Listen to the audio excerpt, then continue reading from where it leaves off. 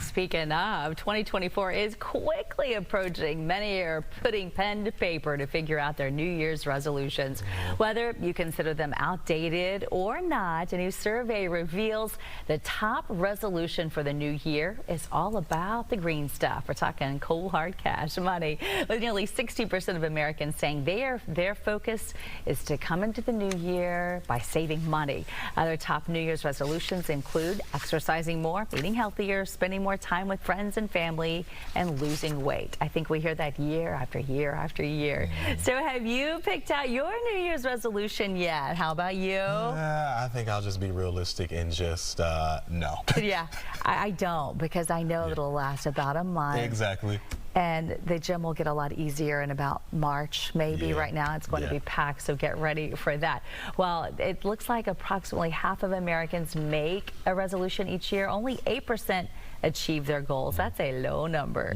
So how can you join that elite few that really are all about New Year, New You?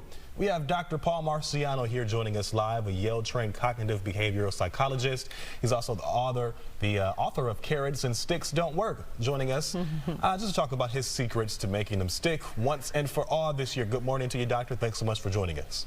Good morning. Thank you for having me. And isn't it amazing how these same goals show up on our sheet year after year? So it's I hear your pessimism, but unfortunately for some people, it's realism. So I know you specialize in modification and motivation. How important is setting a New Year's resolution going into 2024? Well, it's about as important as actually if you're achieving it. And motivation is great. I mean, it will get you started, but it'll just get you started. And by the way, I was listening to y'all yesterday, and I heard Mike in particular making some New Year's resolutions around, I think, becoming healthier. And one of the things that he mentioned, perhaps just jokingly, that he was going to post it on his social media. Actually, that turns out to be a really good strategy. When we decide we're actually going to try to reach some goals, it's great to make that publicly known so that people can hold you accountable, give you kudos when you deserve it, or maybe a little bit of a kick in the butt when you need it. Or say, hey, I don't see that happening at all. Okay, so what do you suggest that we all do? Should we start small and work up to it, or just go big or go home? You know that expression about shooting for the moon, you may up with the stars. It's actually not a particularly good strategy. So first of all, obviously, pick an area of your life that really makes a difference, not just for you, but for the people that you care about. I know one woman I worked with, she lost about 150 pounds, and I said to her one day, what motivates you? And she said, being healthy for my children. You know, being able to be active for them.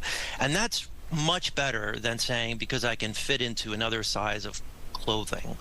So I would say find a goal that has real meaning for you and for other people, and then start small, be realistic. Don't underestimate that even small changes in certain behaviors can have a markedly improvement for you.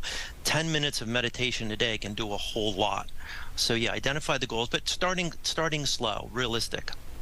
So I know this is what you do. You have a lot of secrets, a lot of, we'll just say, the secret sauce to making your New Year's resolution stick. So let's just start with this list going into this. First and foremost, defining your goals. What does that look like?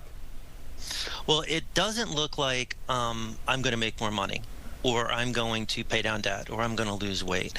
Those are just so large that they're, quite frankly, doomed to fail from the beginning.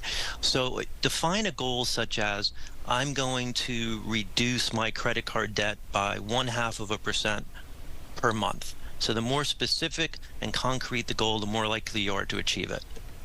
All right, then we need to measure and track our goals. We need to have patience in the middle of it all, and finally develop consequences if we don't pull it off. How important is it to follow those, and maybe, just maybe, we could actually keep a resolution?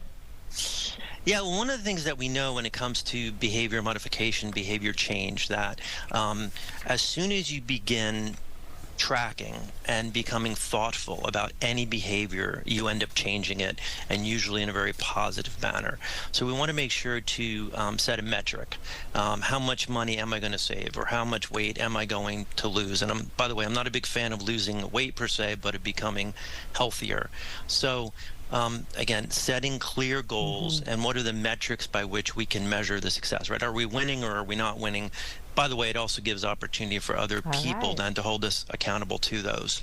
All right, Dr. Paul Marciano, we appreciate you and all of your expertise. Good luck to everybody who has a New Year's resolution, and maybe it'll stick this year. We'll see. I will be more positive after talking to you, and I will maybe try